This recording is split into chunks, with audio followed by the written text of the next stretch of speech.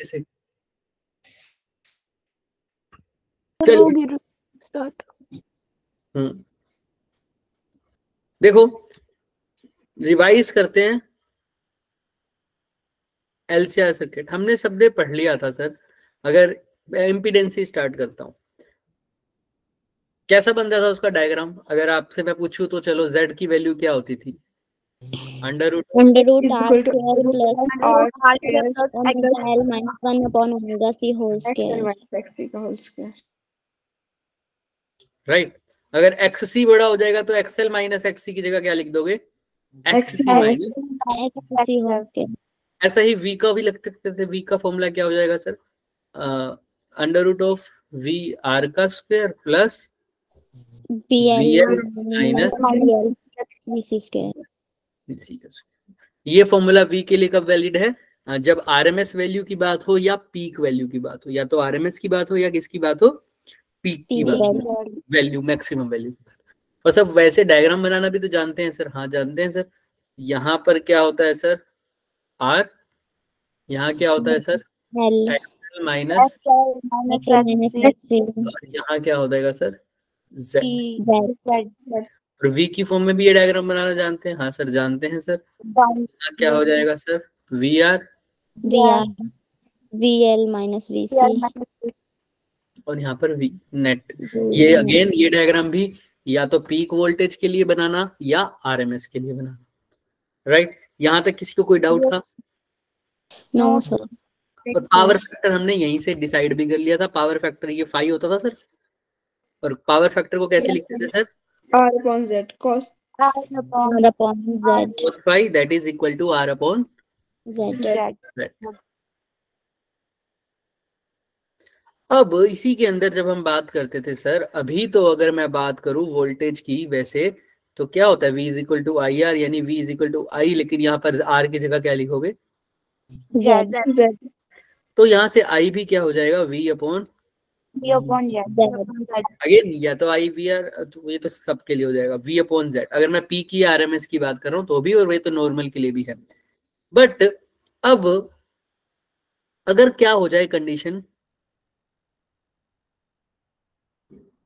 Resonance, resonance की condition कब होती थी? जब एक्सएल किसके इक्वल हो जाता था? xc एक्ससी के इक्वल हो जाता था। तो सर जब एक्सएल एक्ससी के इक्वल हो गया, अगर एक्सएल एक्ससी के इक्वल हो गया सर, तो जेड किसके इक्वल आ जाएगा? आर के। ऑब्वियस सी बात है, एक्सएल और एक्सी जब इक्वल हो जाए तो एक्सएल में से एक्सी को माइनस करूंगा तो क्या आएगा? जीरो। जेड किसके इक्वल आ जाएगा? सिर्फ आर के। ये कब होगा? जब क्या होगी सर? अब एक बात हो, जब जेड आर के इक्वल आ गया, जेड किसके इक्वल आ गया? आर। रेजोनेंस की कंडीशन आ गई। किसकी कंडीशन आ गई? रेजोनेंस की कंडीशन आ गई। अगर जेड आर के इक्वल आ गया तो जेड की वैल्यू पहले, रेजोनेंस से पहले की बात हो रही है, उसके मुकाबले घटी है या बढ़ी है? सर घटी है। कैसे पता लग रहा है? क्योंकि इसमें कुछ ऐड हो रहा था। कुछ ऐड हो रहा था। Very good. पहले आर के अंदर कुछ ऐड हो रहा था, अब सिर्फ आर रह गया, तो ऑब्वियस सी बात है इम्पीडेंस की वैल्यू क्या हुई है सर? कम हुई है। देखो यहाँ पर अगर इम्पीडेंस घटेगा तो आई क्या होगा सर? बढ़ेगा। तो आई इम्पीडेंस जितना घट सकता था उतना घट गया, आर ही रह गया। अब आई भी जितना बढ़ सकेगा उतना बढ़ेगा, तो यानी आई क्या हो जाएगा? इंक्रीज। रेजोनेंस की कंडीशन पर करंट मैक्सिमम होता है, इम्पीडेंस मिनिमम होता है। इम्पीडेंस क्या होता है सर? मिनिमम होता है। ये बात किसी को क्लियर ना हो तो पूछो। क्लियर है सबको? हाँ या ना? अच्छा। अब अगर इम्पीडेंस मिनिमम है, करंट मैक्सिमम है, इसी अब सर्किट में सिर्फ कौन किसकी बात होगी? सिर्फ जेड आर के इक्वल है तो रेजिस्टेंस की। सर्किट को बोलते हैं प्योर रेजिस्टिव सर्किट। क्लियर है क्या सबको? Yes sir. इसी फिनोमिना को क्या बोलते थे सर? रेजोनेंस। रेजोनेंस कब होता था सर? कब होगा? जब एक्सएल एक्ससी के इक्वल हो जाएगा और इम्पीडेंस किसके इक्वल रह जाएगा? सिर्फ रेजिस्टेंस के इक्वल रह जाएगा। किसके इक्वल रह जाएगा? सिर्फ रेजिस्टेंस के इक्वल रह जाएगा इम्पीडेंस। हाँ सर ठीक है, ये बात तो क्लियर है सर हमारे को। अब एक बात और बताओ, रेजोनेंस में प्योर रेजिस्टिव हो जाएगा। रेजोनेंस कब आएगा सर? किस फ्रीक्वेंसी पर आएगा वो भी तो बता सकते हो। हाँ, एक्सएल की जगह क्या लिख दो? Omega one upon omega C. तो ओमेगा स्क्वायर किसके इक्वल आ जाएगा? 1 बाय।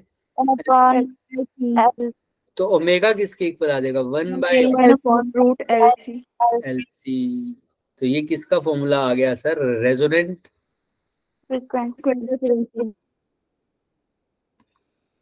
फ्रीक्वेंसी का सर। अच्छा, अगर हर्ट्ज में फ्रीक्वेंसी पूछो यानी सिंपल फ्रीक्वेंसी तो क्या करोगे सर? ओमेगा को क्या लिख दोगे? 2 पाई ओमेगा 2 पाई एफ लिख दो सीधा ही, कोई दिक्कत? 2 पाई अपॉन टी को 2 pi F is equal to 1 by under root L C. तो एफ किसके इक्वल आ जाएगा? 2 पाई वहां डिवाइड पे हो जाएगा तो 1 बाय 2 पाई। ये कब की बात है? जब हर्ट्ज में लीनियर नॉर्मल फ्रीक्वेंसी पूछो। क्लियर है? दोनों फॉर्मूले में किसी को कुछ भी डाउट है तो आप पूछ सकते हैं बच्चों। किसी को कुछ भी डाउट है तो पूछना है किसी ने कुछ? No sir. अब ओमेगा 1 बाय अंडर रूट, एक तो है एलसी वो भी रेजोनेटिंग फ्रीक्वेंसी है, और एफ सिंपल वाली क्या है सर? हर्ट्ज के फॉर्म में 1 बाय अंडर रूट। तो सब कुछ डेराइव हो सकता है 2 मिनटों के अंदर। क्लियर है? चले आगे। यस सर अभी इसके बाद एक और चीज पढ़ते हैं सर हम, वो क्या होता है sir? Quality factor quality factor, वही ड्रिंक का काम था। देखो, अगर मैं देखता हूं फ्रीक्वेंसी की बात करता हूं, फ्रीक्वेंसी ओमेगा यहां लिख लेते हैं फ्रीक्वेंसी, और यहां लिख लेते हैं करंट। क्या ये क्या कर रखा है? अच्छा क्वेश्चन है करंट। अब एक बात बताओ, अगर फ्रीक्वेंसी और करंट के बीच में ग्राफ बनाऊं, अगर ये वाली फ्रीक्वेंसी मान लो ओमेगा नोट है और इसी का नाम क्या है? रेजोनेंट फ्रीक्वेंसी, तो यहाँ पर करंट कैसा होगा? रेजोनेंट फ्रीक्वेंसी पर रेजोनेंस होता है, रेजोनेंस पर करंट कैसा होता है? मैक्सिमम करंट क्या होगा सर? मैक्सिमम होगा। और इसके बाद करंट क्या होने लग जाएगा सर? ड्रॉप होने लग जाएगा। और उससे पहले भी करंट क्या होगा सर? कम होगा। तो सर यही याद है हमने इसको किसकी फॉर्म में पढ़ा था सर? वो उसकी फॉर्म में, एफएम की फॉर्म में। याद है एफएम की जब बात करी थी हमने? Yes sir. रेडियो मिर्ची वाला एफएम है ना? यस हमने कहा था कोई भी स्टेशन बिल्कुल आसपास नहीं होंगे कि अगर 92.7 है तो आपको 92.75 नहीं मिलेगा। नहीं मिलेगा ना? अगर किसी एफएम का नाम मान लो 91.8 एफएम है तो आपको 91.8 के साथ 92 एफएम नहीं मिलेगा सीधा, या 92 पॉइंट कुछ मिलेगा, क्योंकि आसपास वाली फ्रीक्वेंसी नहीं मिल सकती। क्योंकि अगर ऐसा होगा तो वो एक दूसरे में साउंड क्या हो जाएगा? उनका मर्ज हो जाएगा। अगर मान लो कोई बहुत फेमस एफएम वाला है 92.7 92.5 है ना, मान लो 92.7 है, 92.5 मान लो वैसे तो वो 92.7 93.5 चल 92.7 मान लेते, ठीक है। अच्छा, ये बहुत फेमस है। अब कोई बंदा आया, व्यापारी बंदा, तो वो क्या कहता है कि सर मेरे को भी चाहिए, तो 92.7 के बिल्कुल अगल बगल वाली फ्रीक्वेंसी ले लेगा वो 92.9। तो क्या होगा? हल्का सा रेडियो का बटन इधर से इधर करूंगा तो 92.7 की जगह क्या लग जाएगा? 92.9 लग जाएगा। और बंदे देख सुनने तो क्या आए थे 92.7, लेकिन सुनेंगे क्या? 92.9। और टीआरपी किसकी बढ़ जाएगी? 92.9। ऐसा कभी भी नहीं होगा, आसपास वाली फ्रीक्वेंसी नहीं देते। क्लियर है? और दूसरी बात, अगर 92.9 लग भी गया तो भी आवाज साफ नहीं आएगी, क्योंकि दोनों चैनलों की आवाज सुनाई देने लग जाएगी। कुछ ऐसी फ्रीक्वेंसी होती है जब दोनों फ्रीक्वेंसी आपस में मिलती रहती है और दोनों की आवाज हमें सुनाई देती है, तो ना तो 92.7 वाला क्लियर आएगा ना 92.9 वाला क्लियर आएगा। समझ में आ रही है बात? तो कब तक हमें आवाज साफ सुनाई देती है उसकी भी एक वैल्यूज होती है, उसको बोलते हैं बैंडविड्थ। क्या बोलते हैं? Bandwidth. For example, current maximum है तो सही आवाज आ रही है सर यहाँ पर ओमेगा नोट पर। ओमेगा नोट से थोड़ा सा नीचे चले जाओगे तब भी आवाज सही सही सुनाई दे ही जाती है, लगभग यहाँ तक। इस फ्रीक्वेंसी को बोलते हैं लोवेस्ट, उससे थोड़ी सी कम फ्रीक्वेंसी, ओमेगा नोट से थोड़ी कम फ्रीक्वेंसी। इसको डिफाइन कैसे करोगे सर?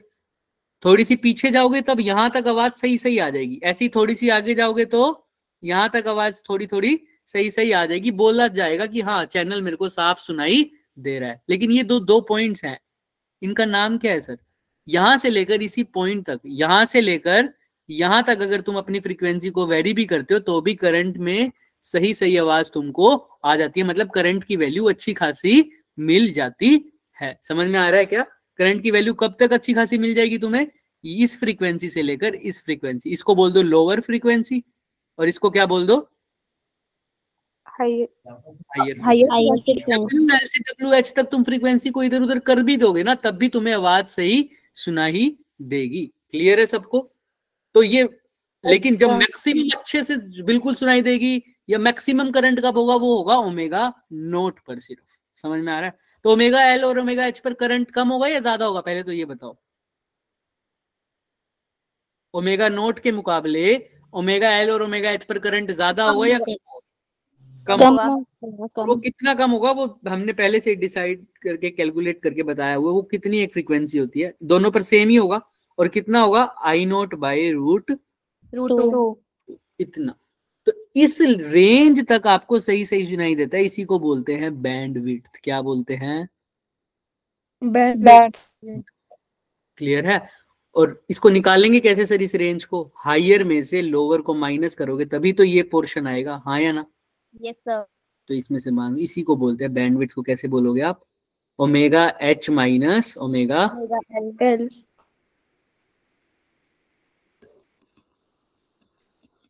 और इसका फॉर्मूला दिमाग में रख लो। क्या होता है इसका फॉर्मूला? Are by L. क्या होता है?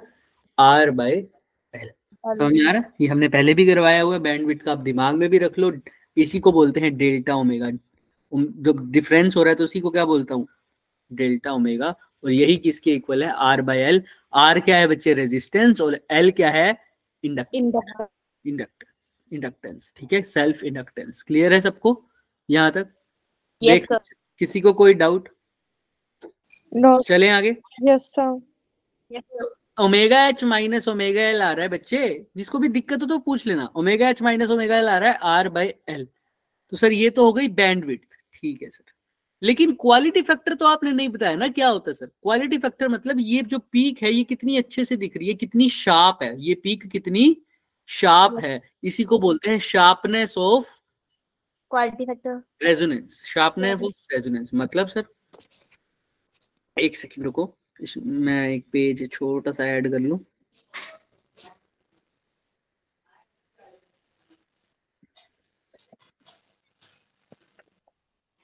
तो शार्पनेस ऑफ रेजोनेंस हो जाएगा, ये क्या हो जाएगा?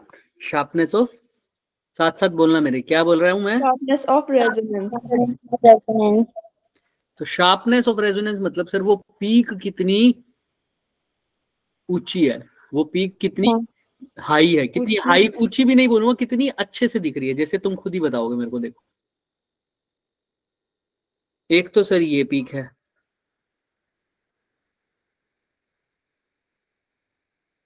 और एक पीक है सर ये वाली। तो कौन सी पीक ज्यादा अच्छी है? येलो। चलो ठीक है, येलो वाली ज्यादा अच्छी है। नहीं सर, रेड वाली है। चलो ठीक है, रेड वाली ज्यादा अच्छी है। अब बताओ। येलो वाली, लास्ट वाली। येलो वाली। तो मैंने पीक बोला ना, पीक, माउंटेन की पीक मतलब माउंटेन की चोटी जितनी नैरो होती है उतना ऊंची बोली जाती है, उतना अच्छे से बोला जाता है। तो जितनी पीक नैरो होगी ना उतनी ज्यादा शार्प होगी। शार्पनेस का मतलब समझ रहे हो? तीखा। जितनी निब पतली होती है ना शार्प, हाँ शार्प, वही तो होता है शार्पनेस। तो जिसकी पीक शार्प हो उसी को बोल रहे हैं शार्पनेस ऑफ रेजोनेंस। उस पर अच्छा खासा आपको दिख जाएगा करंट की वैल्यू, यहाँ पर पक्की बात है कितनी होगी, बहुत अच्छी खासी मैक्सिमम और साफ, इसके आसपास कोई डिस्टर्बेंस भी नहीं होगी। यहाँ पर आप नहीं बता सकते कि एग्जैक्ट वैल्यू कहाँ पर है। देखो यहाँ पर भी थोड़ी थोड़ी मैक्सिमम दिख रही है, यहाँ पर भी मैक्सिमम दिख रही है, यहाँ पर भी मैक्सिमम दिख रही है ना, लेकिन यहाँ पर एग्जैक्टली बता पा रहे हो इस छोटे से पॉइंट पर। तो जितना पीक नैरो होगा उतना हमारे लिए क्या होगा? अच्छा होगा। जितना फैला हुआ कम होगा, जितना फैला हुआ क्या होगा सर? कम होगा। कम होगा। जैसे सर यहाँ पर एक तो ये है सर और एक ये है। अब फैला हुआ कम कहाँ है सर, फर्स्ट वाले में सेकंड वाले में, अंदर वाले में? अंदर वाले में। सेकंड वाले की पीक ज्यादा अच्छी। समझ में आ रही है बात? Yes, अब sir. कैसे Yes, समझ sir. में आएगा सर, अब एक ध्यान देखना इस बात।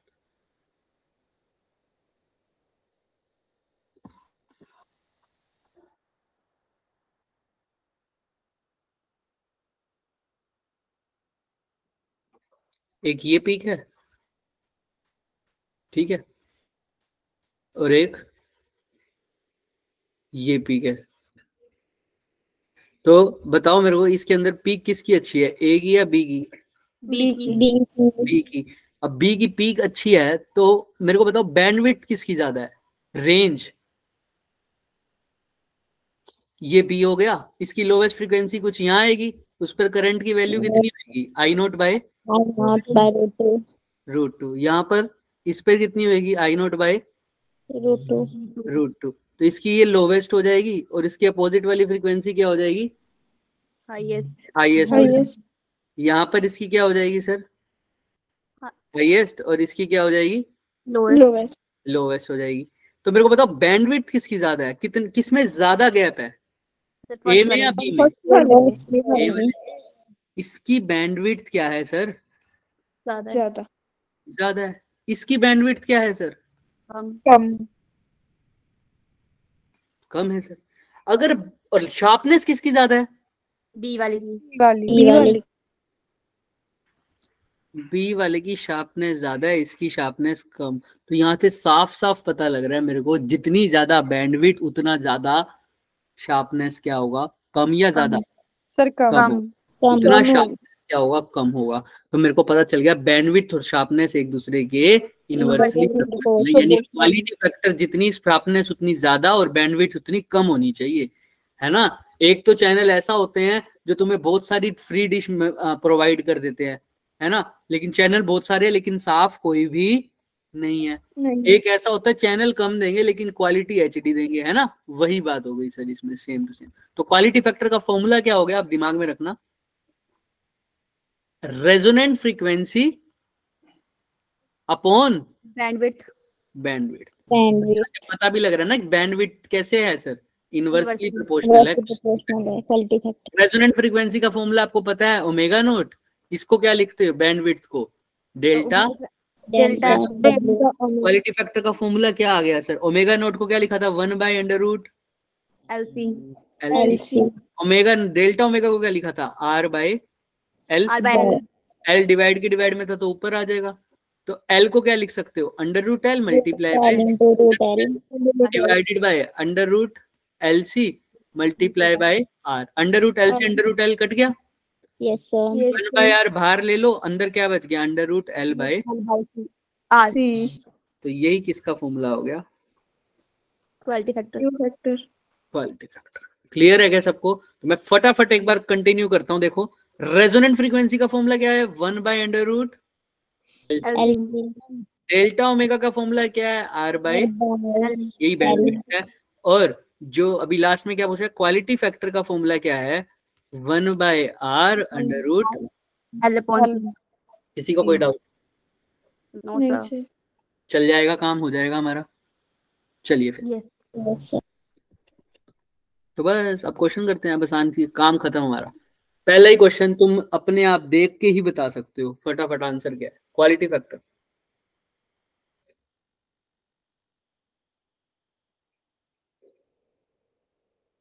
घबराना मत, बस इन्होंने रेजोनेंट फ्रीक्वेंसी की वैल्यू पुट नहीं करी, उसको ओमेगा नोट लिख दिया बस।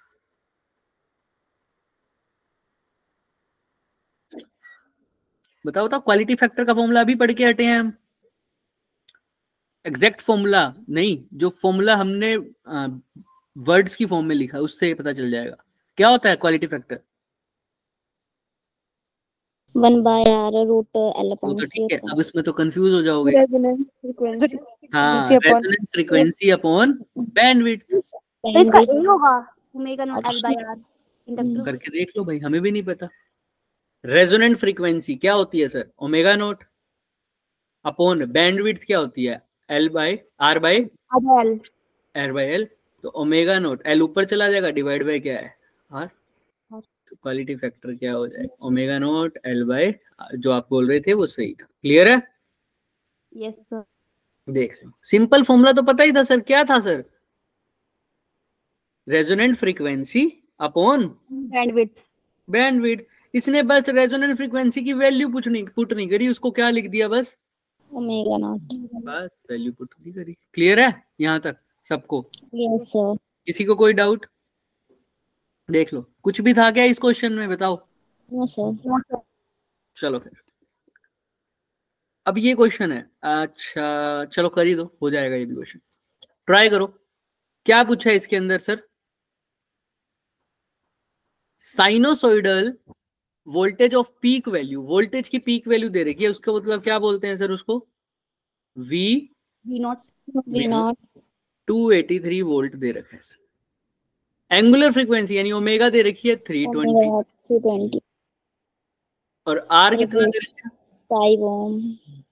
5 ओम। एल दे रखा है सर 25 10⁻³ सी कितना दे रखा है? 1000 इंटू 10⁻⁻6। -6। इम्पीडेंस बताना है एक तो Z, और फिर बताना है फेज डिफरेंस यानी फाई। Z भी बताना है और फाई भी बताना है। अरे पहले Z की वैल्यू फॉर्मूला बता दो, RLC सर्किट में क्या होता है? is equal to R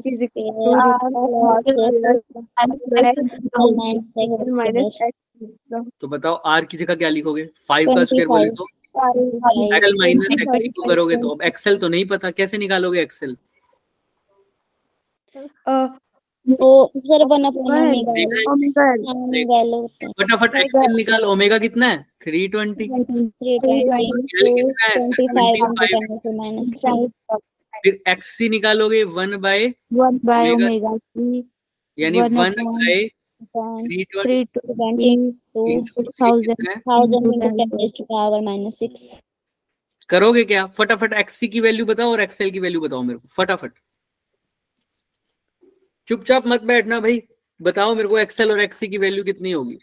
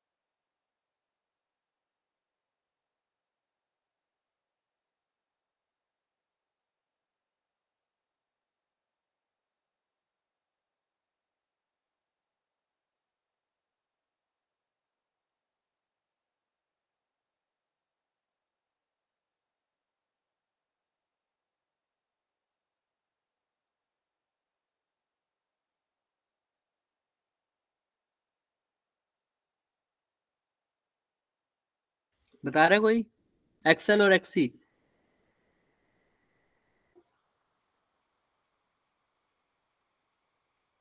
Excel की वैल्यू 7 है। XL की वैल्यू कितनी आई है? सर मेरे कैलकुलेटर में 8 आई। मेरी भी 8 आई। मेरी तो बोलो बोलो 7। 8 आई है। 8 आई है सर। 8 आई है। और XC की 3.1, मतलब लगभग 3 ही बोल दे, ठीक है।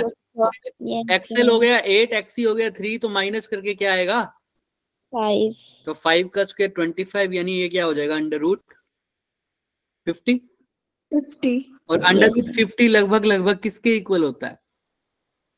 7, क्योंकि 7 का स्क्वायर कितना होता है? 49। 50। तो ऑप्शन नंबर 1 तो, या तो ऑप्शन नंबर क्या हो सकता है? Z की वैल्यू 2 में है 7, या तो B हो सकता है या D हो सकता ना A होगा, C होगा। अब किसकी वैल्यू रहेगी? फाई की। फाई तो पता चलता ही है सर, टेंजेंट फाई कैसे निकालते हो सर?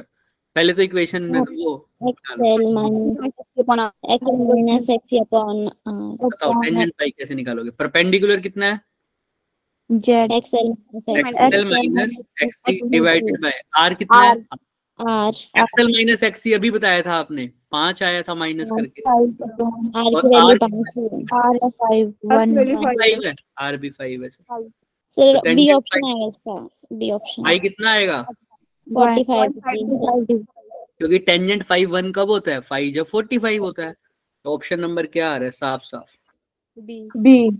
किसी को कोई डाउट कुछ भी था इस क्वेश्चन में? No sir. आसान सा क्वेश्चन था सर, बिल्कुल आसान सा क्वेश्चन था। चलते हैं, किसी को पूछना है फिर भी पूछ लो, कोई दिक्कत नहीं है। मैंने बोल दिया आसान, इसका मतलब ये नहीं है कि सबको समझ में आ जाएगा। किसी को नहीं भी आ सकता, क्या बात होगी? तो पूछना है किसी ने? नहीं नो सर। सर। चलो अब ये क्वेश्चन है सर। अच्छा ये क्वेश्चन है, अब इसमें दिमाग लगाना है थोड़ा सा। ये 2015 का है लेकिन इसमें कुछ अच्छी चीज है तभी लाया हूं मैं question.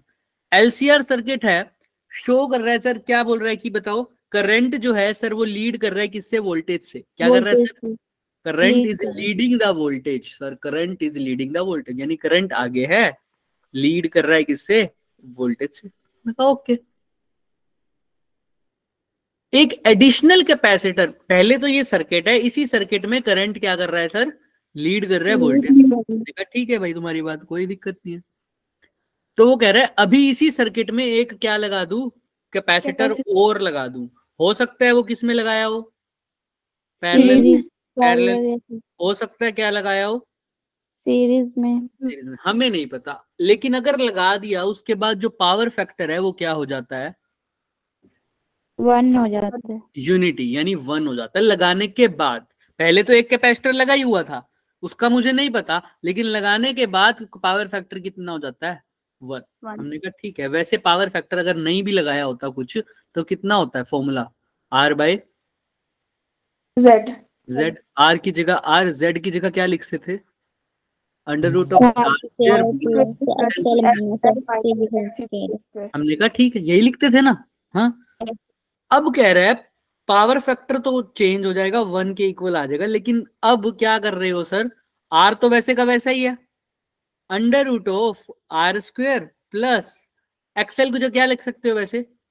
Omega L yes sir. Minus omega. 1 ये तो आप जनरल लिखते है ना, यही लिखते हैं ना। बट अब वो क्या कह रहा है कि मैंने एक कैपेसिटर लगाया, मेरे को नहीं पता वो कैपेसिटर सीरीज में है या पैरेलल में है, मेरे को पता करना पड़ेगा। मैंने कहा अब दोनों तरीके आजमाने पड़ेंगे मेरे को। सबसे आसान क्या है मेरा लिए? पैरेलल में लगाना, हाँ या ना?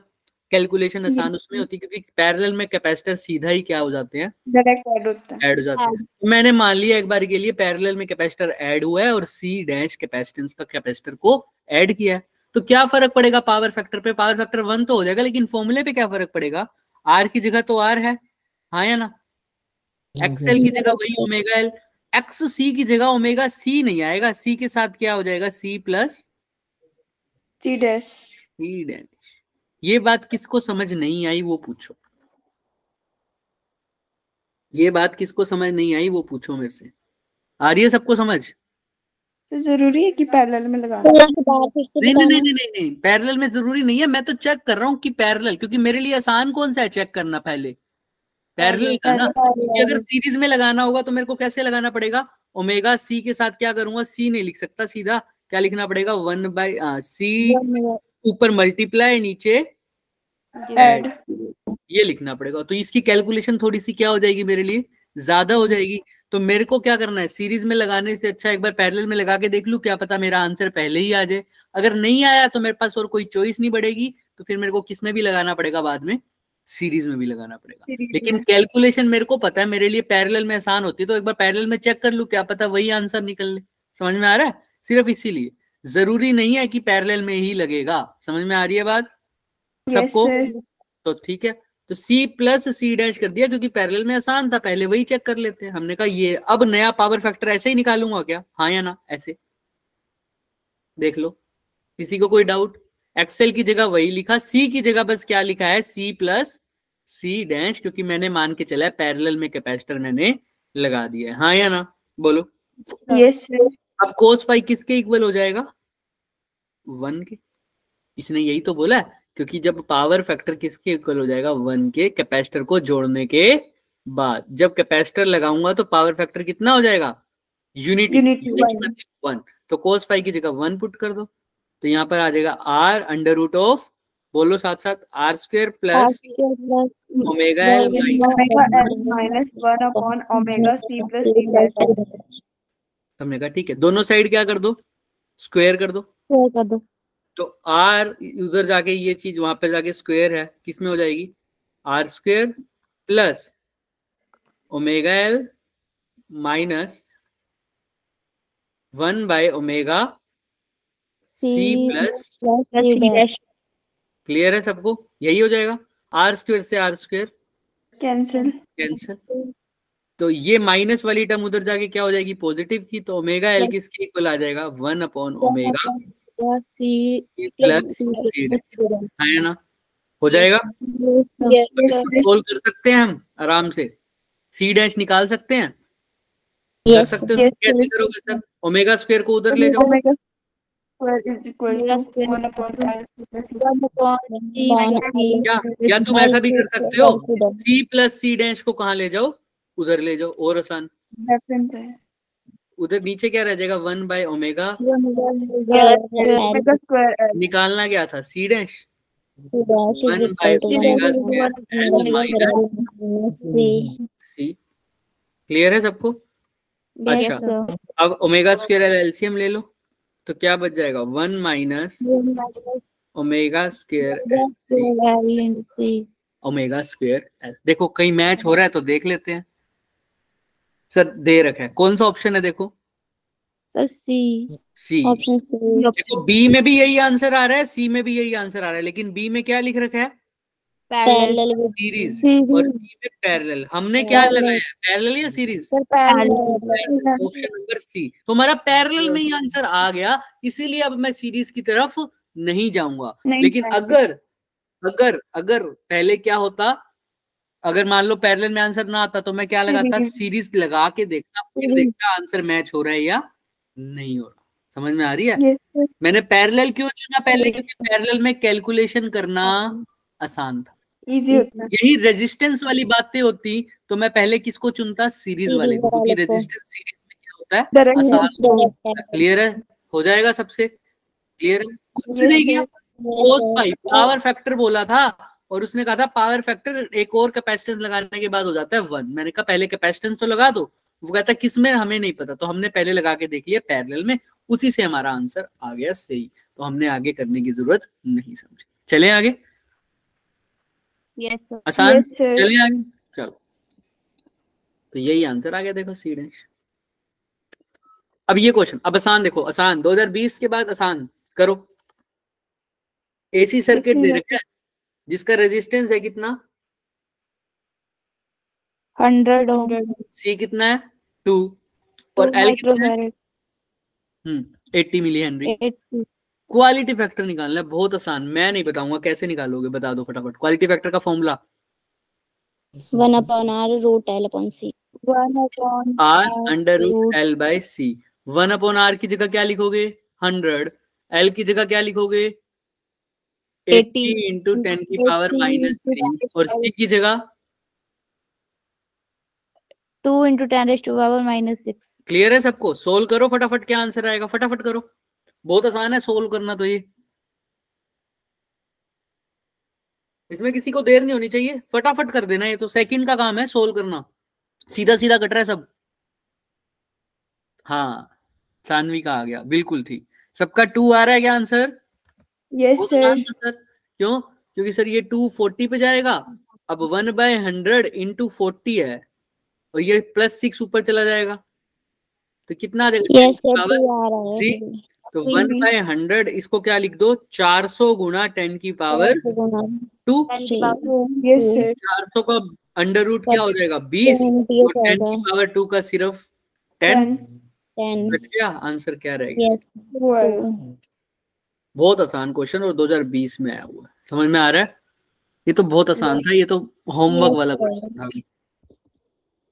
अब ये क्वेश्चन देखो, लग रहा है बहुत मुश्किल, लेकिन बिल्कुल भी मुश्किल नहीं है, बिल्कुल भी मुश्किल नहीं है। देखो क्या क्वेश्चन में कह रहा है, क्वेश्चन समझ गया ना, जो उसको बात समझ में आ गई। क्वेश्चन में मेरे को ये बता दो पूछ क्या रहा है, बस क्वेश्चन पढ़ के मेरे को ये बता दो कि इसमें पूछा क्या हुआ है। जिसको ये समझ में आ गया वो क्वेश्चन कर लेगा।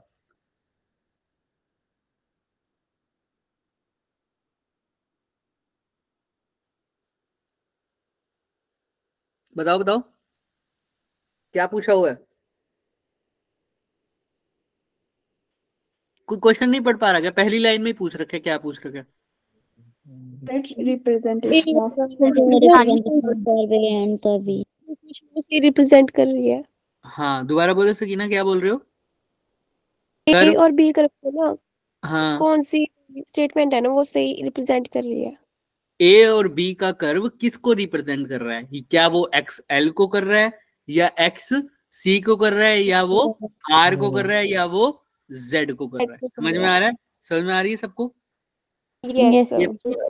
कर्व ए किसकी है? हमारे पास ऑप्शन है XL, XR, sorry XC, sorry XC, R या जेड। समझ में आ रहा है? इनमें से किसकी बात कर रहा है सर? हमने कहा ठीक है सर, ऑप्शन में तो वैसे जेड भी है। हाँ क्लियर है। तो पहले बताओ कर्व किस किस के बीच में है सर? जेड और, यानी इम्पीडेंस और फ्रीक्वेंसी। इम्पीडेंस और फ्रीक्वेंसी के, फ्रीक्वेंसी ठीक है, इम्पीडेंस और फ्रीक्वेंसी। हमने कहा इम्पीडेंस हो सकता है सर्किट में सिर्फ इंडक्टर हो तो इम्पीडेंस क्या होगा? सिर्फ एक्सएल। एक्सएल अगर सिर्फ रेजिस्टेंस हो तो इम्पीडेंस क्या होगा? आर। अगर सिर्फ कैपेसिटर होता है कैपेसिटर होगा तो सब हो तो क्या होगा? जेड। जेड। हमने कहा ठीक है, चेक करते हैं। सर आर तो फ्रीक्वेंसी पे डिपेंड ही नहीं करता सर। आर का कोई फॉर्मूला होता है ओमेगा की फॉर्म में? No sir. एक्सएल और एक्ससी का तो होता है सर, एक बार वही चेक कर लेते हैं।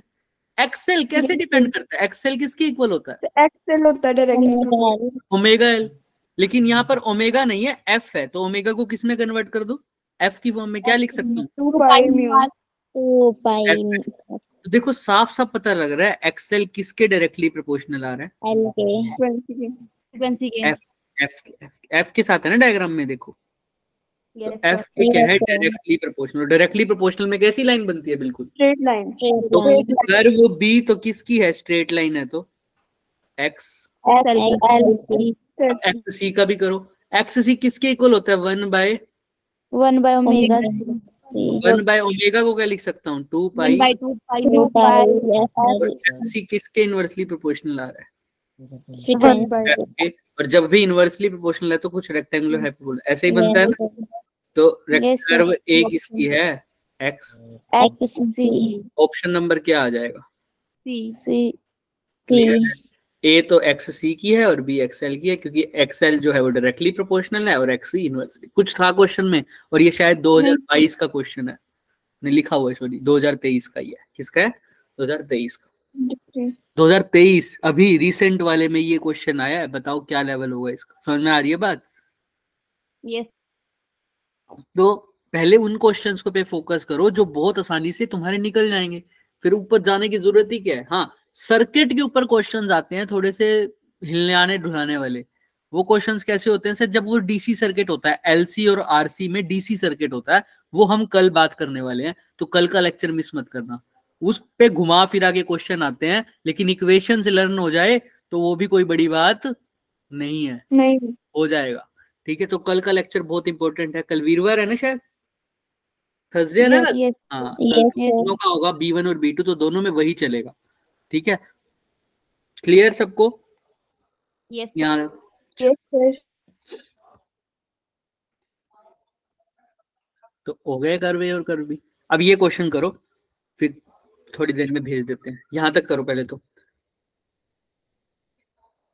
मैक्सिमम पावर, पहले तो क्वेश्चन स्टेटमेंट पढ़ो। ये भी 2023 का है, तो तुम सोचो कि तुम अटेम्प्ट कर रहे हो। करो, ये तो लेटेस्ट क्वेश्चन है, खुद पढ़ो। स्टेटमेंट 1 क्या है? और इसका आंसर मैंने चैप्टर की आज के लेक्चर की स्टार्टिंग में ही दे दिया था बच्चों। करो, ट्राई करो। कौन बताएगा कि स्टेटमेंट 1 क्या कह रही है? मैं ये नहीं पूछ रहा सही है या गलत, तुमने सिर्फ ये बताना है कि स्टेटमेंट 1 ने क्या बताया है।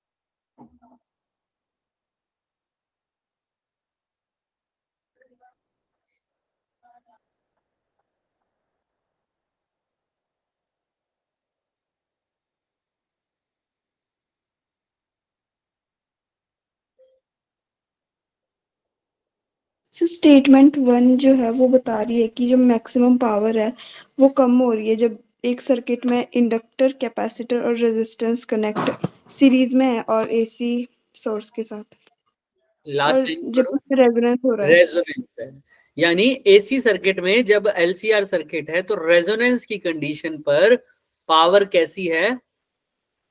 मैक्सिमम। तो बताओ करंट मैक्सिमम होता है क्या रेजोनेंस पे? Yes sir. पावर करंट पे ही डिपेंड करती है, power is equal to I square R, I square Z, I square R. तो सर करंट मैक्सिमम है तो पावर भी क्या होगी सर? मैक्सिमम होगी। तो रेजोनेंस पे करंट तो मैक्सिमम होता ही है, पावर भी क्या होती है? मैक्सिमम। समझ में आ रही है ये बात? क्लियर है सबको? तो स्टेटमेंट 1 सही है या गलत है? सही है या गलत है, क्या लगता है?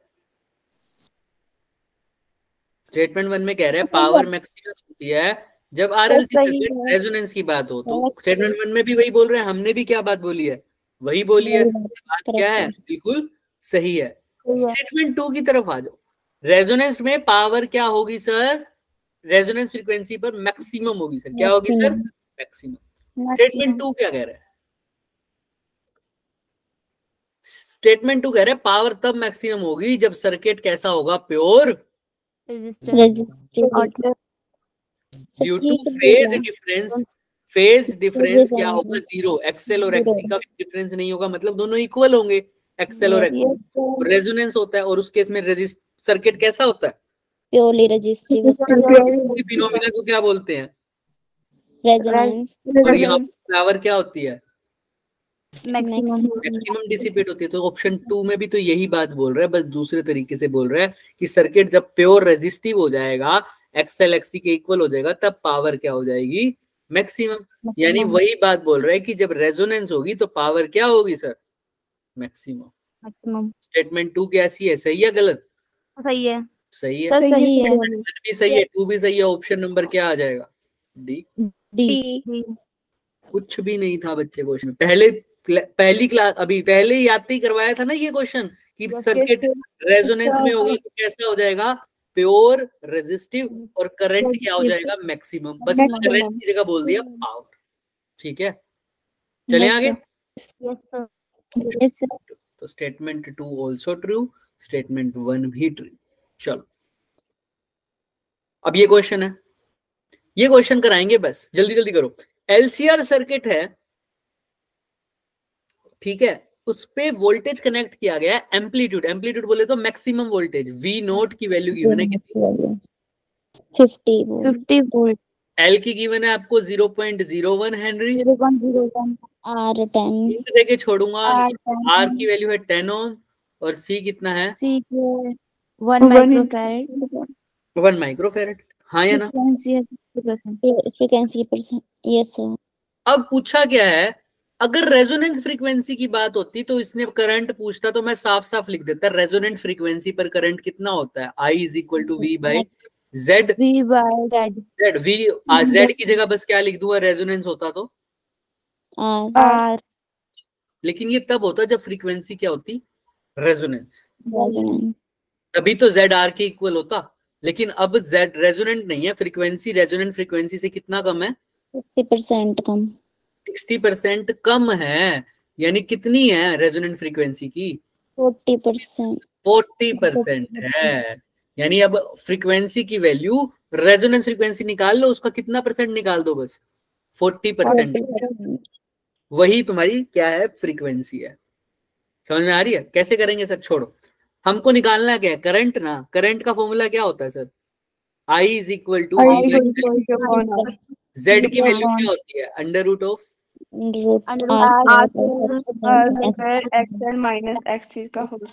हमने कहा ठीक है, वोल्टेज दे रखी है, हमने कहा था ये फॉर्मूला V नोट के लिए भी वैलिड होता है ना। तो V नोट कितना है? 50। तो I naught is equal to V naught by this I under root R तो तुम लिख दोगे कितना? 10। एक्सएल और एक्ससी की जगह क्या लिखना पड़ेगा? Omega L. ओमेगा नहीं है ना, -1 बाय ओमेगा सी। एल तो गिवन है, सी भी गिवन है, ओमेगा गिवन नहीं है। ओमेगा कितनी पुट करोगे अब फिर? बताओ। एक्सेल और एक्सी निकालने के लिए ओमेगा पता होनी चाहिए ना, तभी पुट कर पाओगे वैल्यूज, हाँ या ना? Yes sir. कितनी पुट करें सर? आपको पता है उसने कहा है ओमेगा कितना है sir, 60% of resonance frequency omega naught से, है ना? यानी सर ओमेगा नोट से 60% कम बच गया, यानी ओमेगा नोट का कितना बच गया? 40%। यानी ओमेगा की जो वैल्यू है वो 40% है, किसके? ओमेगा नोट के, रेजोनेंट फ्रीक्वेंसी के। और रेजोनेंट फ्रीक्वेंसी आपको पता ही है कितनी होती है, 1/√LC। बात खत्म। तो ये 40/100 √, L कितना है? 0.0 यानी 1/100। और C कितना है? 1 माइक्रोफैराड -6। तो ये हो जाएगा 4/10 मल्टीप्लाई बाय में 1 डिवाइडेड बाय, ये 100 है और -6 कितना हो जाएगा? 10 की पावर -4। समझ में आ रहा है?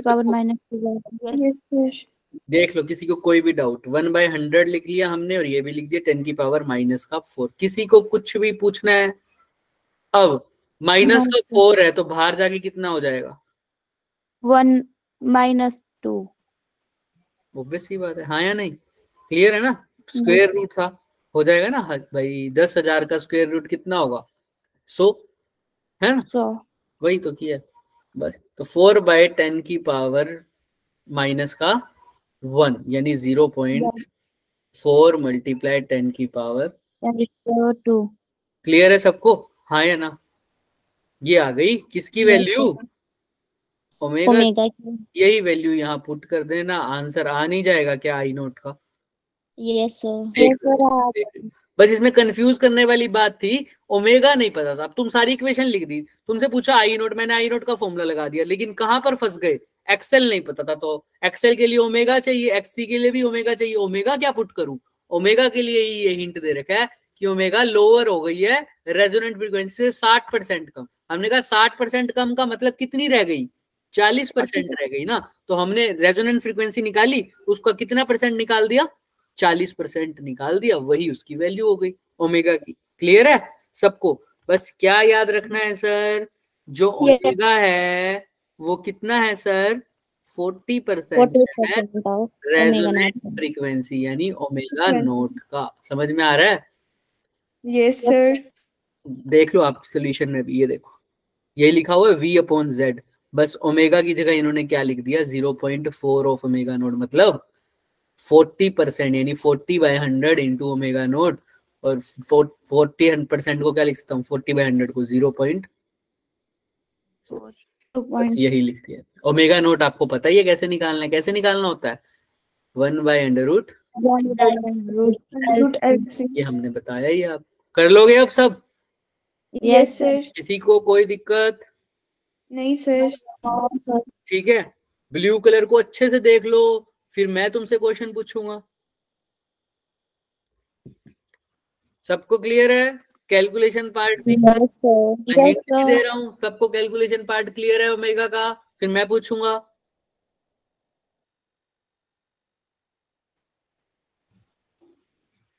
क्या सबको 1/√, वैल्यू क्लियर है? हाँ जी हाँ। सो वो 10⁻⁴ की जगह -8 आएगा, क्योंकि 100 है सर, ये 10 की पावर 2 है, ऊपर जाके क्या हो जाएगा? 10 की पावर 2, ये -8 हो जाएगा। ये -8 का बाहर जो आएगा वो कितना आएगा? -4 आएगा। क्लियर है सबको? यस बस यही देखना था। किसी को कोई डाउट है तो बता दो, इसको सोल्व ही कर दो ना। 0.4 को क्या लिख दोगे? 4/10। ये कितना हो जाएगा? 4 इंटू 10 की पावर 3। क्लियर हो जाएगा? माइनस ही होगी, प्लस ही होगा ना, क्योंकि ये -4 ऊपर जाके क्या हो गया? +4 हो गया। चले आगे। कुछ पूछना है किसी को? नहीं सर। चलिए बस इसके आगे आपका होमवर्क है, क्योंकि ये सारे क्वेश्चन अब हो जाएंगे आप लोगों से। कर लोगे ट्राई? बिल्कुल। ये तो देखते ही हो जाना चाहिए। देखो 2021 में आया हुआ है, देखते ही होगा, लेकिन अगर दिमाग लगाओगे तभी। एक सीरीज एलसीआर सर्किट गिवन है जिसपे वोल्टेज दे रखी है 300, ठीक है, फ्रीक्वेंसी दे रखी है कितनी 50 हर्ट्ज, रेजिस्टेंस दे रखा है 3 किलो ओम, एक्सएल दे रखा है 250 पाई ओमे, और ये क्या है ओम, ठीक है, और एक्ससी दे रखा है क्या, नहीं, सी की वैल्यू नहीं गिवन, सी की वैल्यू नहीं गिवन। अब क्या करूं, वो कह रहा है कि क्या कैपेसिटेंस की वैल्यू क्या हो कि पावर क्या हो जाए, average power maximum. LCR circuit है, कह रहे पावर मैक्सिमम हो जाए, तो ये कब हो सकता है, जब रेजोनेंस हो, और रेजोनेंस की कंडीशन क्या थी, एक्सएल कितना 250 पाई, और एक्ससी कितना होता है 1 बाय ओमेगा। तो क्या 1 बाय ओमेगा, ओमेगा गिवन है क्या, नहीं गिवन, पर निकाल सकते 2 पाई एफ, एफ कितना है 50, और सी निकालना है, क्या अब सी नहीं निकल पाएगा, तो सी क्या आ जाएगा 1 अपॉन ये 250 नीचे आ जाएगा, पाई भी है साथ में 50 इंटू 2 हो गया 100 पाई सी, और देखते ही आंसर पता लग रहा है तुम्हें क्या आ रहा है, पाई क्या स्क्वायर है। अब जो क्वेश्चन को अच्छे से पढ़ेगा ना वो इसकी कैलकुलेशन में भी नहीं फंसेगा, जो लेकिन क्वेश्चन को अच्छे से पढ़ेगा तो पाई स्क्वायर की वैल्यू तो दी हुई है, पाई स्क्वायर कितना गिवन है 10। 10, तो पाई स्क्वायर की जगह 10 लिख दोगे क्या आप, यस सर। तो पाई स्क्वायर की जगह जब 10 लिख दोगे तो ये कितनी पावर बच जाएगी 100, 250, समझ में आ रहा है। अब ये देखो 1 2 3 4 ऊपर जाके क्या हो जाएगा 10 की पावर माइनस, यानी 1/25 इंटू 10⁻⁴ -4। लेकिन मेरे को तो सही सोल्व करना है तो मेरे 100 पे कट सकता है, तो यहाँ पर 100 लिख दूं तो यहाँ कितना आ जाएगा 10 की पावर -6। यहाँ पर 2 बढ़ा दिया तो वहां पर 2 कम करना पड़ेगा, छोटा करना पड़ेगा, छोटा का मतलब बढ़ाना पड़ेगा, डिवाइडेड बाय 25। तो ऑप्शन क्या आ रहा है 4 इंटू 10⁻⁶, क्या होगा ये ऑप्शन ए, ऑप्शन 4। कुछ भी था इस क्वेश्चन में, सिर्फ एक ही चीज लिखनी थी, क्या XL is equal to XC, क्योंकि क्या कह रखा था सर आरएलसी सर्किट है, कैपेसिटेंस की वैल्यू तब जब पावर क्या हो जाए मैक्सिमम, पावर मैक्सिमम आरएलसी में तभी होता है एवरेज पावर जब रेजोनेंस होगा, तो हमने रेजोनेंस की कंडीशन पुट कर दी बस। क्लियर है सबको? यस। अब ये कर लेना बच्चे, अब हो जाएंगे, अब सोल्व हो जाएंगे, ठीक है। जैसे यहाँ पर जो जहां से हमने शुरू किया था वहीं पर खत्म कर रहे हैं क्वेश्चन को। देखो एल की वैल्यू गिवन है कितनी 0.07, आर की वैल्यू कितनी 12, वोल्टेज कितनी आरएमएस होती है ये 220 वोल्ट, फ्रीक्वेंसी कितनी 50 हर्ट्ज, पूछ रहा है फेज एंगल यानी टेंजेंट फाई, और पूछ रहा है हाँ बस करंट पूछ रहा है, करंट। हमने कहा ठीक है, करंट कैसे निकालते हैं एलसीआर में, आई नॉट बाय रूट V तो तुम्हें गिवन है 220 आरएमएस, और Z कितना निकालते हो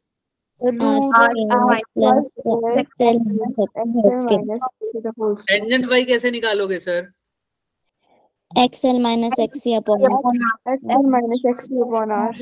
R। ये Z होता है ना, है ना, Z होता है XL minus XC upon R। क्या यहीं से स्टार्ट किए थे क्या क्वेश्चन करने, इसी वहीं पर खत्म कर दिया। अब ये एग्जैक्ट क्वेश्चन हमने कब किया था सर, हमारा फर्स्ट क्वेश्चन ही यही था सर, है ना, उसमें भी यही निकालना था फर्स्ट, बिल्कुल जो पहला क्वेश्चन था, और इसमें भी क्या निकालना है सर यही। क्या ये हो जाएगा क्वेश्चन अब? यस एक्सेल भी निकाल लोगे, एक्ससी भी निकाल लोगे, काम खत्म। अब नहीं बचा, अब सर्किट बचे हैं वो हम कल करेंगे, बाकी सब हो गया अल्टरनेटिंग पूरा। क्लियर है यहाँ तक? Yes sir. एक लेक्चर कल अच्छे से करना है, बहुत अच्छे से पढ़ना पड़ेगा उस लेक्चर को बस। उसके बाद फिर हम एक वर्क पावर एनर्जी, हम एक बार 11th पे जंप कर जाएंगे, एक चैप्टर पढ़ेंगे, उसका नाम क्या होगा वर्क पावर एनर्जी। ठीक है, क्लियर सबको? Yes sir. तो ये तुम्हारे होमवर्क क्वेश्चन है बच्चे, दिख रहे हैं? Yes sir. 1 2 3 4 5 6 ट्राई करना, कोई डाउट हो तो पूछना। किसी को कोई डाउट? हाँ जिया, जिया आपका कोई डाउट आया था शायद, राइट? सर हो गया वो क्वेश्चन। हो गया, चल ठीक है। यस ठीक है बच्चों, होमवर्क करना, भेजना भाई, जिसको करनी है तैयारी वो भेजना, ठीक है? बाकी अब कितना ही बोलूं मैं। मिलते हैं फिर नेक्स्ट लेक्चर में, ठीक है? Okay sir, bye sir. Okay बच्चे, bye bye. Bye sir, good night. Good night, good night. हाँ बाय बाय।